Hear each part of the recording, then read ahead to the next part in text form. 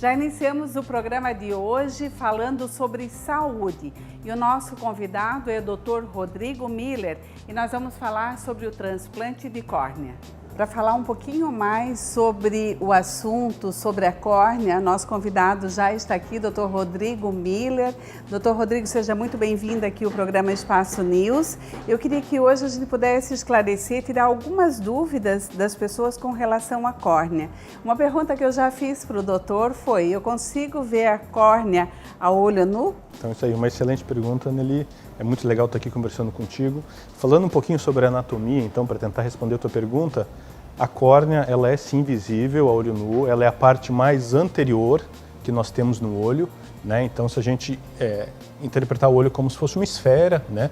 Ela é a parte da frente, então ela é como se fosse a lente que fica na frente do colorido do olho, né? Então, apesar de ela ser transparente, quando ela está em sua forma saudável, se a gente chegar bem pertinho, a gente consegue ver que na frente do colorido do olho a gente tem como se fosse uma lentícula, e é essa lente que é o tecido chamado córnea, né, que tem uma função extremamente importante na formação da imagem e na qualidade de visão. Dr. Rodrigo, quais seriam as doenças mais comuns, então? Indo nessa linha de raciocínio de alterações no formato da córnea e alterações na transparência corneana, nós temos talvez um dos exemplos mais comuns de patologia corneana, seria o ceratocone. O ceratocone é uma doença que acomete crianças no final da infância, adolescentes e adultos jovens. Talvez seja um exemplo relativamente comum, né, no nosso meio. Doenças que geram alteração na transparência seriam distrofias de córnea, acomete normalmente pessoas mais velhas, e isso gera também uma consequência muito importante na qualidade visual. Traumas, pessoas que receberam algum acidente ao longo da vida, seja ele trauma contuso, eventualmente queimaduras químicas, isso também gera uma distorção na transparência e no formato corneano.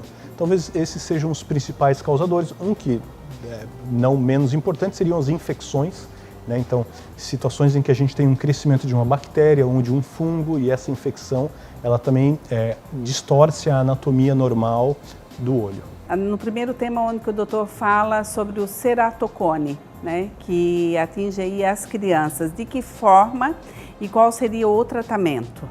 Isso, então o ceratocone tem uma relevância muito grande, porque é uma doença insidiosa que começa de uma forma leve e ela vai progredindo de forma lenta, e realmente o fato de começar na infância ou na adolescência, num momento tão importante da formação, o diagnóstico tem que ser precoce, para evitar com que essa perda visual seja de forma muito importante. Existem algumas formas de tratamento, né? O uso de óculos ou de lentes de contato nas fases mais iniciais. Existem alternativas cirúrgicas para casos em que a doença está em progressão. Aí seriam cirurgias como o crosslinking de córnea, que é uma cirurgia bem específica para tentar impedir a progressão da doença, ou outras alternativas cirúrgicas mais específicas, como o implante de anéis intraestromais dentro da córnea, com a intenção de deixar a córnea menos distorcida, ou alternativas para os casos mais severos, onde que nenhuma dessas outras opções que eu acabei de citar são suficientes para resgatar a visão do paciente, que daí seria o transplante de córnea, né? Então, o transplante de córnea hoje em dia ainda é uma alternativa de tratamento importante para casos avançados de ceratocone.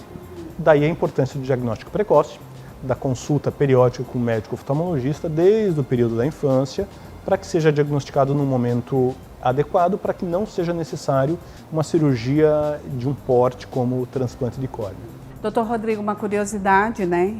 Eu acho que não só minha, mas o telespectador também. Pode haver rejeição dessa córnea depois de transplantada? Sim, excelente pergunta. Então, o transplante de córnea, como qualquer outro transplante de órgão e tecido no corpo do ser humano, ele pode sim haver rejeição. A córnea, de forma específica, ela tem o menor risco de rejeição de todos os tecidos transplantáveis. Isso porque ela tem o que a gente chama de privilégio imunológico. A imunidade dela funciona um pouquinho diferente, porque ela não tem suprimento sanguíneo. Então isso faz com que a córnea tenha um risco de rejeição menor do que quando a gente compara transplantes de outros órgãos no corpo. Mas mesmo assim o risco de rejeição ele existe.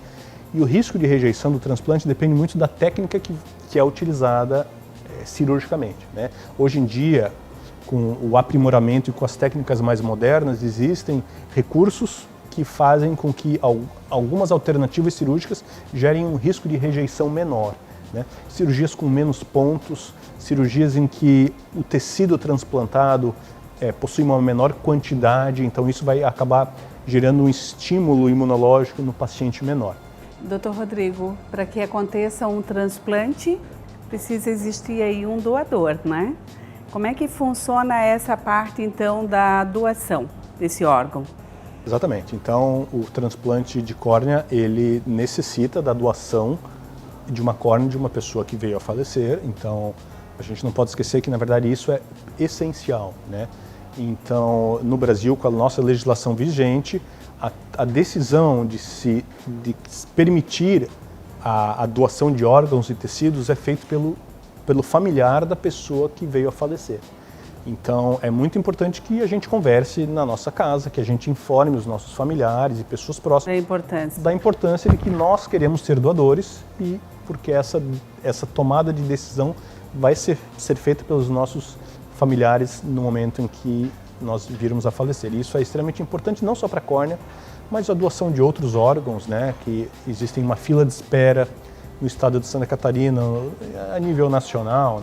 Uma córnea, digamos, de um adulto, ela pode ser usada numa criança?